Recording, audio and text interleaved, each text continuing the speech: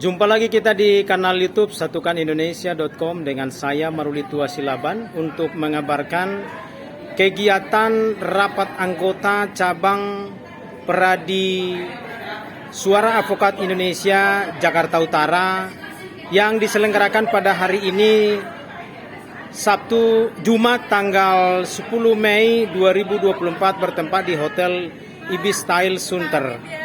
Ya. Untuk mengetahui apa saja yang dibahas di dalam rapat anggota ini, langsung saja kita bincang-bincang dengan Ketua DPC Peradi Jakarta Utara, Bapak Karel Tikualu SE SH MH. Ya, kita tegur saja. Ya, Pak Karel, apa kabar?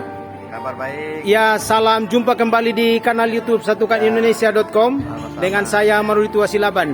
Ya, Pak Karel, boleh ini Bapak selaku Ketua DPC Peradi Jakarta Utara boleh disampaikan apa saja agenda di dalam rapat anggota cabang Peradi Jakarta Utara hari ini?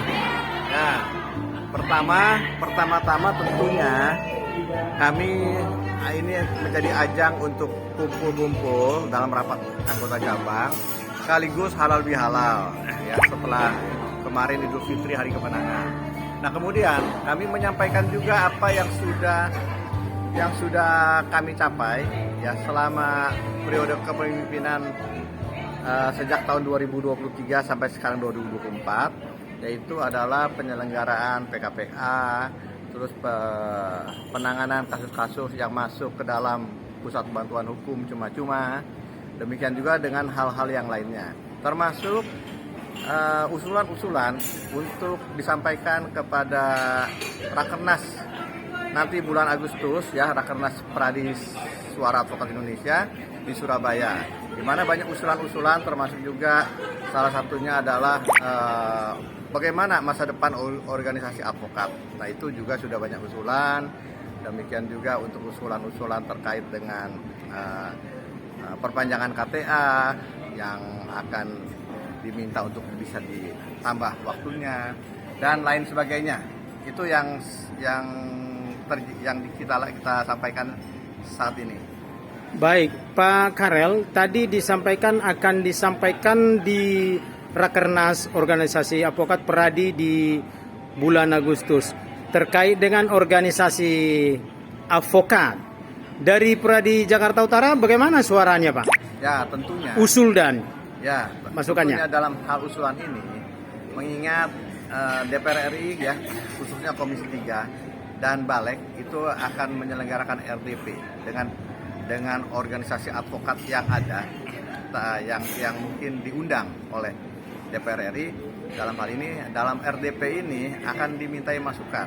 Salah satunya adalah apakah mungkin organisasi advokat disatukan kembali seperti ketika Peradi masih satu. Dan sementara sekarang ini sudah muncul 97 organisasi advokat yang terdaftar di Kumham. Belum lagi organisasi-organisasi yang akan muncul ya, yang sekarang sudah banyak cikal bakalnya. Nah, salah satunya itu adalah karena sesuatu hal yang mustahil untuk dijadikan satu, mengingat organisasi advokat ini seringkali terpecah. Satu sebentar terus pecah lagi, satu sebentar terus pecah lagi. Apakah kita mau begitu terus? Akhirnya ditarik kesimpulan dari kami Jakarta Utara mengusulkan untuk dibuat multibar. Multibar tentu dengan satu dewan kehormatan, satu komisi pengawas, sehingga nanti tidak ada lagi advokat nakal yang pindah-pindah organisasi suka-sukanya. Nah, untuk mencegah ya supaya tidak ada lagi advokat nakal dan menjaga marwah advokat sebagai profesi officio nobile. Baik, Pak Karel, jadi berarti perlu untuk mengakomodasi karena arahnya kan untuk multibar dan diharapkan walaupun multibar ada satu kode etik yang berlaku buat seluruh advokat. Ya kan begitu ya? Ya, tentunya begitu. Jadi undang-undangnya bagaimana itu untuk bisa mengakomodasi ide dan gagasan itu, Pak? Tentu nanti dalam undang-undang advokat yang baru akan dibuat satu dewan semacam dewan kehormatan yang sama ya, satu dewan kehormatan Untuk seluruh advokat. untuk seluruh advokat. Itu nanti akan disepakati dan dibuatkan undang-undang yang kita akan usulkan kepada DPR nanti. Itu ya. Juga dalam hal ini mungkin setiap organisasi advokat itu harus memenuhi kriteria seperti partai politik ya. Dia mungkin paling sedikit punya sekian puluh cabang seluruh Indonesia yang tersebar di seluruh Indonesia merata, atau juga punya anggota minimal mungkin 2.000 orang atau 1.000 orang ya. Nah, itu kriteria yang akan disusun nanti dalam usulan dalam RDP di DPR nanti. Nah, ide yang disampaikan ini nanti disampaikan untuk usul dari DPC Pradisai Jakarta Utara untuk disampaikan di Rakernas. Di Rakernas ya. Nanti DPC Utara akan juga mengirim anggotanya ya sebagai bagian dari DPN Pradisai mengikuti RDP dengan DPR RI. Kapan itu Pak Karel? Direncanakan mungkin adalah setelah anggota DPR RI yang baru terbentuk. Oke, baik. Nah, kembali ke rencana untuk Rakernas Pradisai ini Pak Karel. Hari ini rapat anggota berapa hari dilaksanakan Pak Karel? Rapat anggota cabang ini cukup 1 hari Ya. kita adakan ya. Nah, dari 300-an lebih anggota DPC Pradisai itu yang hadir hari ini ada 57 orang. Ya. Nah, sebetulnya tidak memenuhi quorum, tapi berdasarkan anggaran dasar Pradi, kita sudah tunda tadi 1 jam. Nah, setelah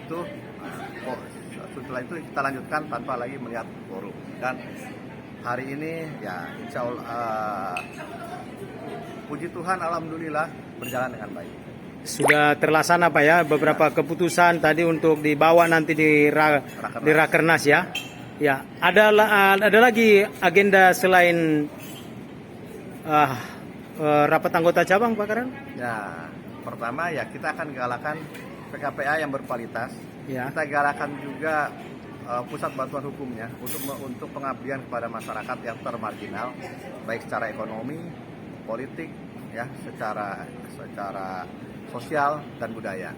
Itu yang akan kita galakan juga, termasuk nanti bidang-bidang lainnya, termasuk pembelaan terhadap profesi yang rawan dikriminalisasi oleh penegak hukum lain. Baik, terima kasih. Ada lagi yang mau ditambahkan terkait dengan bagaimana penataan organisasi advokat dengan multibar itu Pak Karel? Ya, nanti kan undang-undang yang akan menyusun, yang jelas adalah ada 1 dewan kehormatan, ada 1 komisi pengawas, dan ada 1 kode etik yang harus dipatuhi oleh semuanya. Tentu kalau ini sudah menjadi undang-undang, ya tentunya ini akan punya daya paksa kepada organisasi-organisasi advokat yang ada. Apakah ini sudah diusulkan ke DPR melalui Pradisai, Pak Karel? Udah? Arahnya ke sana, ya. Sudah diusulkan, tapi kan belum dibuat RDP. Nanti di RDP itulah akan difinalisasinya. Baik. Ada lagi Pak Karel? Saya kira cukup. Baik, terima kasih Pak Karel untuk kesempatannya dengan saya Marulitua Silaban dari satukanindonesia.com, saluran berita pemersatu Indonesia. Jangan lupa like dan subscribe. Terima kasih.